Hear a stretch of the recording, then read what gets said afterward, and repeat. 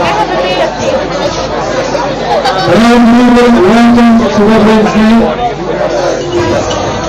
We're just got a little bit of entertainment for you in the background. You turn your eyes this way.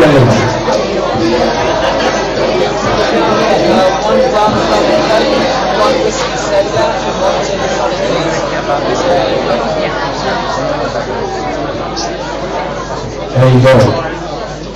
So here in the room is an after-hours athlete. One of you, two of you, three. She's a real athlete. Who knows Puma? Or Puma? How do you pronounce it? Puma or Puma? German. Puma.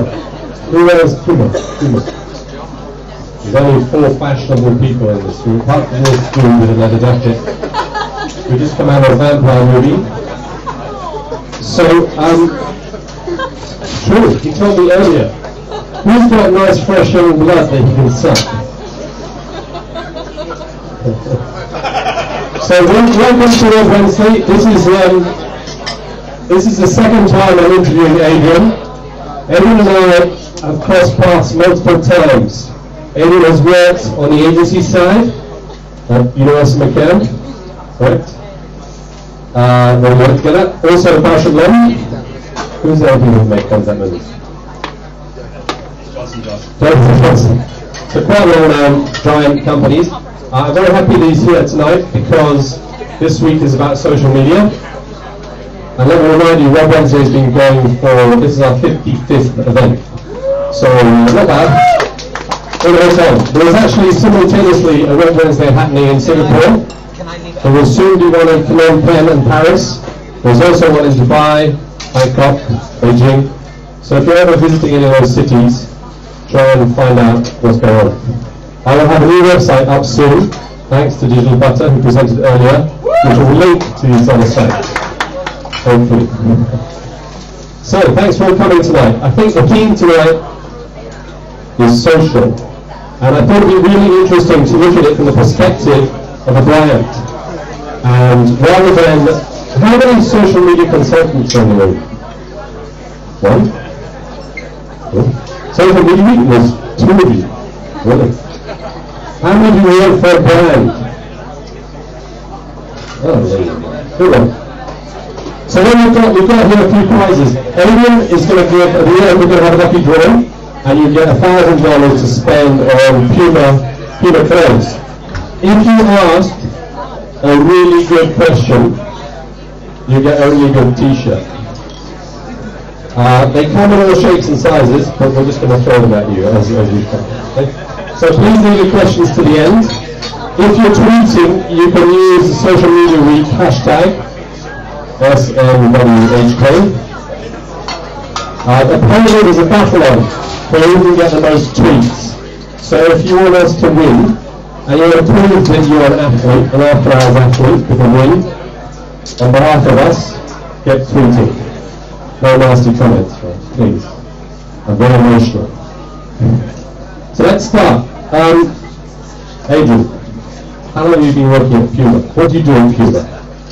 Tell us. I guess first of all, I'm relatively new to Puma. It's coming to about 8 months in Puma. So I head of marketing for the region, covering 12 countries in APAC.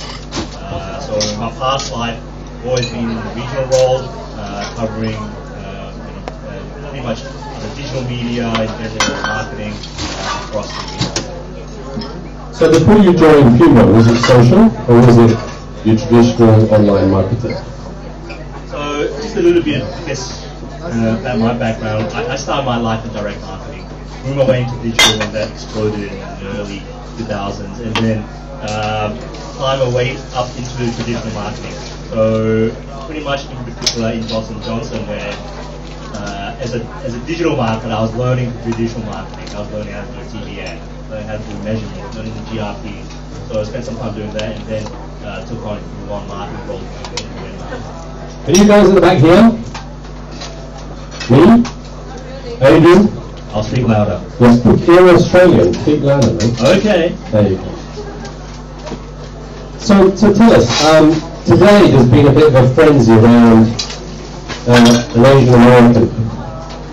Who knows this guy? He's called Jeremy. So Jeremy's gone mad, or people have gone mad on Jeremy. And it's what I like about it. It's gone into the Chinese social media as well as the Western social media. How will a brand like Puma take advantage of this? Yeah, no, it's left field. I wish he wore Pumas. What does he wear? Yeah, I think he's a lucky guy. So. But I think an example like that really highlights a brand like me trying to look for super influencers, and it proves that overnight someone like Jeremy can really make it big. So you just really can't underestimate the underdog. So it really changes the game where companies like myself or like Puma actually have people in my sports marketing team with talent scouts. We have talent scouts looking for the next big Jordan. Yeah? We actually have Usain Bolt, who's the world's fastest man, and we found him a long time ago. But for every 10 people you find, or even 100 people you find, you only get one real star. So someone like Jeremy is, it would have been great to get him early. Cool. So let's check out what you're actually doing. I know you put together a little video, and I think some visuals always help. Here's a little video of how Puma uses social media. So please try on this.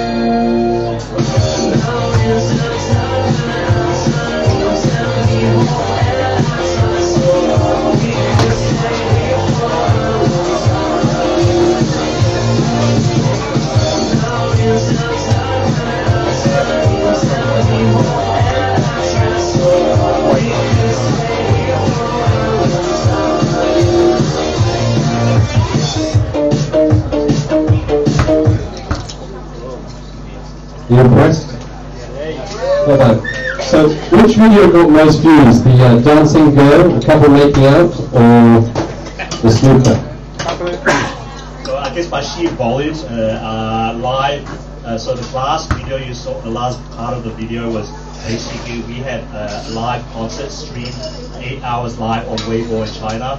We had in one day 370,000 concurrent users watching that live. So that was probably the best in terms of one day interaction. Maybe look at population size. I think it's And the viral videos in Korea, we do a lot of those sex type videos, which is apparently is a trend. We do one of these every 2 months. Where we that must be tough to do sexy videos every 2 months. Yeah, I mean, that's tough. Well, you were the song this morning, right? Making one of those videos. Was that tough? Look out for the next overnight. So the few girls were actually a sister, which is a Korean girl pop band, which we sponsor. So yeah. So you make, Puma make shoes and clothes, right? We don't just make shoes and clothes. We make them for our athletes. So really Puma gear is really for going out, which is the key lifestyle positioning we have out in this region. A lot of people don't realize we're actually quite an old company. We're founded in 1948, so we're an old brick and mortar company with over 1,800 stores in this region. So any marketing we do, we are really accountable to drive people into store. So tell me, in that video there was music, dancing, sports. How do you, I mean, my thing about clothes is that it's very hard to talk interestingly about clothes, right, at least for me, but how does Puma associate itself with its content? It seems to me, when I deal with people on social media, it's all about content. So how do you identify and decide, right, I want to work with music? There's a lot of brands work with music. How do you identify and say, okay, I work with people partying? What is it, the connection between Puma, content and social media? Yeah, I think most of it comes down to our core values of our brand. We're a brand that is probably different to other sports brands. We are, really not about the blood, sweat and tears. Why should it be about blood, sweat and tears? Where, doing sport should be fun and enjoyable. Life is a sport. So really that's our global brand positioning. And what we do is we take that whole positioning into different segments. So we have a bunch of consumer segments, and then we really spend a lot of time understanding those consumer segments and then working out where are their passion points in that. So there's the car enthusiast, and we have a motorsport product, so there'll be Ferrari, Ducati, Mercedes, BMW type products. And then we also have a whole bunch of, we have 12 other categories which a lot of people don't realize we're actually in. But certainly the lifestyle category is really where we're biggest. And it's really, even within that category, there's quite a lot of different consumers where, we got a consumer that may be really trendy, a consumer that just wants to be in music, somebody to dance. So I think a lot of it really depends on how we want to align with those different tribes. And we identify those tribes. And Puma is a brand that doesn't stand for one type of music or another. I think that's always a really tough position. So you work with celebrities in Korea, or how do you decide what people work with? Well, I think again about the core values. So from a music standpoint, we like to align ourselves with people who are more youthful, who are a more youthful brand, and then also artists that actually have a variety of different type of music. So we do hook up with DJs a lot. DJs are, we believe that in life, it's not just about playing one sport, it's about playing different types of sports, really to make it fun. So really curating of content, curating of music is really where we want to be, and we do spend a lot of time identifying and partnering with those types of celebrities and key influencers. So the biggest question with content and community, I mean, how many communities are you currently managing across Asia? There must be, with 12 categories of products, there must be a hell of a lot of communities to imagine.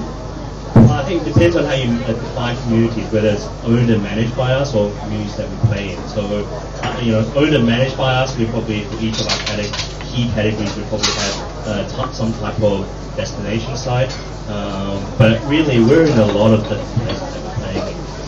We'll play where the consumers are playing. And that's really where we want to be. So do you have, a lot of brands now set out these things, social media control centers or command centers. I remember just set one up in Singapore. Do you have one in Singapore? Is there a command center on the back of your car or your phone? Or do you have a command center in Asia? Well, I think I'm just trying to multitask at the same time. There is no real command center as such. I think